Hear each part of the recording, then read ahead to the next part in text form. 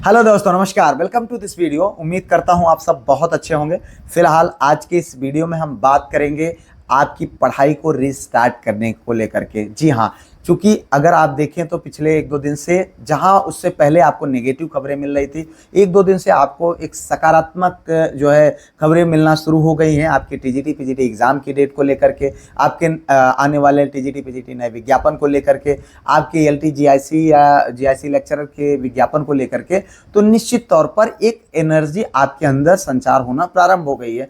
तो अब इस दौरान आपको आपकी पढ़ाई, जो पिछले 10 तारीख से जब आपके पीजीटी एग्जाम के पोस्टपोन होने की खबर आई थी, उसके बाद जो निराशा छाई थी, जो पढ़ने का मन नहीं कर रहा था, उससे अब आपको एक रिस्टार्ट लेने की जरूरत है, बूस्टअप लेने की जरूरत है। उस बूस्टअप को कैसे लेंगे, कैसे रिस्टार्ट करेंगे, इस वीडियो में इन्हीं सब बिंदुओं पर हम बात करेंगे। साथियों, चूंकि अगर आप देखें तो आपको मैं लगातार इस बात को लेकर के बताता रहता हूं कि आपको कैसे रिवीजन करना है, कैसे प्रैक्टिस करना है, कैसे पीआईक्यू सॉल्व करने हैं, कैसे क्या करना है, कैसे आगे बढ़ना है। यहां पर मैं आपको रिस्टार्ट करने से संबंधित मैं ये चीज कहना चाहूंगा कि देखो यार, हम जानते हैं क्योंकि जो चीजें आप लगातार पढ़ रहे हैं उसमें जब कुछ चीजें एक्साइटिंग नहीं रह जाती हैं तो थोड़ा मुश्किल होता है उसको मेंटेन रखना। लेकिन अगर आप देखें तो नया विज्ञापन और नए जब एग्जाम की डेट को लेकर के जहां पर यहाँ पर जो है चर्चाएं बहुत गर्म हैं, चीजें बहुत नई नई चीजें सामने आ रही हैं, तो निश्चित तौर पर अब आपको आप उसमें एनर्जी देखना है कि हमको कैसे करके किसी भी तरीके से अपनी पढ़ाई को शुरू करना है। अब इसमें दिक्कत यह है कि भाई शुरू तो करना है पर मन नहीं लगता है। लेकिन अगर आप देखें, आप ही को याद करें कि यार देखो, अगर मैं नहीं पढ़ूंगा ये मौका आपसे छूट सकता है, या अगर इस मौके को आप छूट जाएंगे तो चाहे कितना भी नया विज्ञापन की बात की जाए, कितने भी आने वाली परीक्षाओं की बात की जाए, लेकिन जो पिछला दर्द आपने 2022 के एग्जाम को झेला है, वो 2022 बीता, 23 बीता, 24 बीता, 25 भी लगभग आधा बीत चुका है। तो ये जो दर्द आप झेले हैं, इस दर्द को आप एक बार रिवाइज करिए कि यार ये मौका अच्छा है। अगर हम इस मौके को भुना ले गए तो निश्चित तौर पर ये जो पिछले 3-4 सालों का जो दर्द रहा, ये हमको आने वाले भविष्य में नहीं भुगतना पड़ेगा। क्योंकि कोई नहीं जानता है कि नया विज्ञापन आएगा तो उसकी क्या स्थिति होगी, कब एग्जाम होगा, क्या परिस्थितियां बनेंगी। इसलिए इस बात को सोच करके कि यार जैसे इतना समय बीता, 2-3 महीने की बात और है, इन 2-3 महीनों में आप अपने पूरी जी जान के साथ, पूरी ताकत के साथ, पूरी एनर्जी के साथ एक बार दोबारा से अपने जो है पढ़ाई को शुरू करिए। अब आपको निश्चित तौर पर, अगर आप टीजीटी मात्र की तैयारी करते हैं तो जुलाई लास्ट की डेट को आपको अंतिम डेट मान करके अपनी तैयारी को प्रारंभ कर देना चाहिए। पीजीटी की तैयारी कर रहे हैं तो अगस्त लास्ट को मान करके अपनी तैयारी को प्रारंभ कर देना चाहिए। निश्चित तौर पर अब आप कैलकुलेट करिए आपका कितना समय आपके एग्जाम में बचा हुआ है। और दूसरी चीज़, साथ ही साथ आप इस बात को भी नोटिस करें कि बाय द वे आप नहीं सिलेक्शन ले पाए तो उसके बाद की आपकी लाइफ कैसी होगी। उन सारी चीज़ों को आप एक बार मेमोराइज करिए, रिकॉल करिए कि यार अगर मेरी लाइफ जो है इस एग्ज़ाम के बाद क्या होगी, अगर नहीं सेलेक्ट हो पाया तो क्या होगी।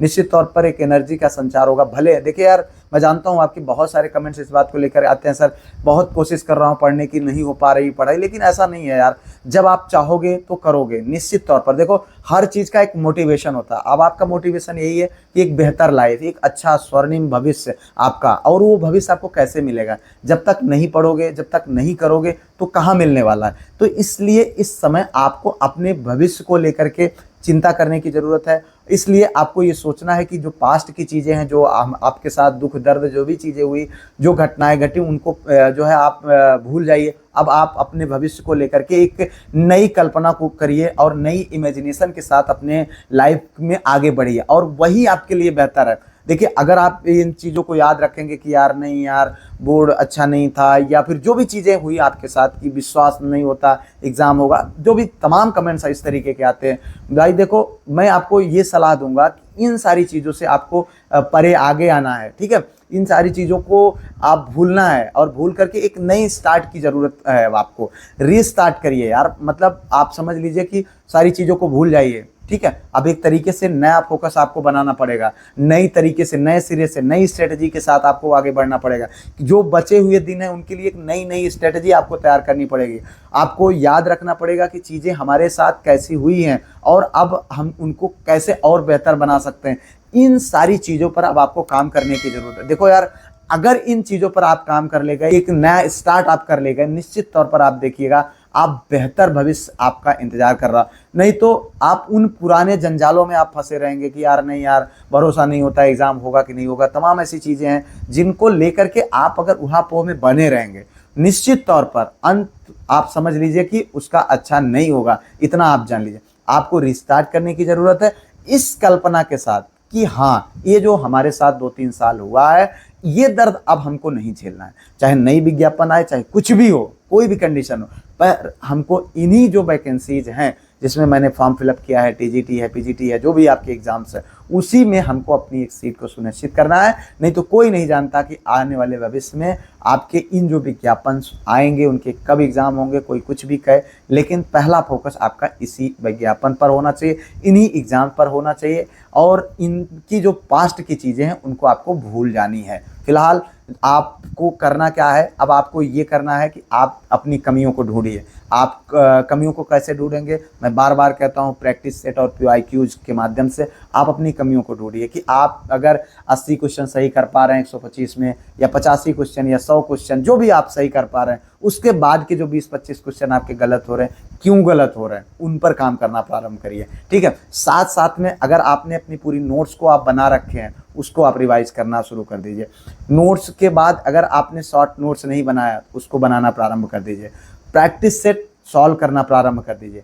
वहाँ से आप सीख लेना प्रारंभ करिए कि यार अगर चीज़ें बदली, पैटर्न बदला, या जो अलग अलग तरीके के एग्जाम्स होते हैं उनसे आपको सीख लेने की ज़रूरत है। तो यहाँ पर ये सारी चीज़ों पर अगर आप फोकस्ड होंगे, काम करेंगे, निश्चित तौर पर आप देखेंगे कि दिन प्रतिदिन आप बेहतर करते चले जाएंगे। तो इस समय आपको अपने लाइफ में अपने माइंड का रिस्टार्ट बटन दबाना है और अपनी लाइफ को एक नए सिरे से प्रारंभ करने की ज़रूरत है। इस बात को आप जान लीजिए, अगर आप जो है कुछ गलत करेंगे, कुछ इस तरीके की निगेटिव चीज़ सोचेंगे, तो ये समझ लीजिए आप अपने आप को खुद को धोखा देंगे और किसी और को नहीं। देखो यार, मेरा कुछ नहीं होना है, ठीक है, सिंपल सी बात। मैं जहाँ पर पहुँचना था मैं पहुँच गया, अब मुझे जो अचीव करना है वो मैं कर ही लूँगा, उसमें कोई डाउट नहीं। जो भी आपको बनना है, जो भी बिगड़ना है, जो भी आपका भविष्य होगा, वो आप तय करेंगे, आपका मेहनत तय करेगा। आप देखो, मेरा काम है आपको ये सही सलाह देना, क्योंकि मैं जानता हूँ कि अगर मैं 26 साल की एज में नौकरी पा गया तो कुछ मैंने अलग किया है। ठीक है, और जो 32, 35, 40, 45 साल में अभी भी तैयारी कर रहे हैं, वो क्या गलती की है। मेरा काम है, मैं आपको अवेयर कर रहा हूँ, आपका भाई हूँ। ठीक है, मुझे आपकी चिंता है, मैं आपको बता दे रहा हूँ। बाकी करना ना करना ये आपकी मर्जी है, जैसा आप करेंगे वैसा आप भरेंगे। सिंपल सी बात है, क्या आपको करना है, क्या नहीं करना है, इन सारी चीज़ों को, कितने घंटे पढ़ना है, कब सोना है, कब उठना है, कब बैठना है, क्या करना है, क्या नहीं करना है, उस सारा कुछ अब आप अपने नए सिरे से बनाइए। एक नए माइंडसेट के साथ सारा कुछ जो पीछे की मेमोरी है उसको फॉरगेट कर दीजिए, डिलीट कर दीजिए, इरेज कर दीजिए सारा डाटा। ठीक है, आप नए तरीके से एक नई ऊर्जा के साथ आगे बढ़िए। देखिए, भविष्य आपका, सुनहरा भविष्य आपका इंतजार कर रहा है।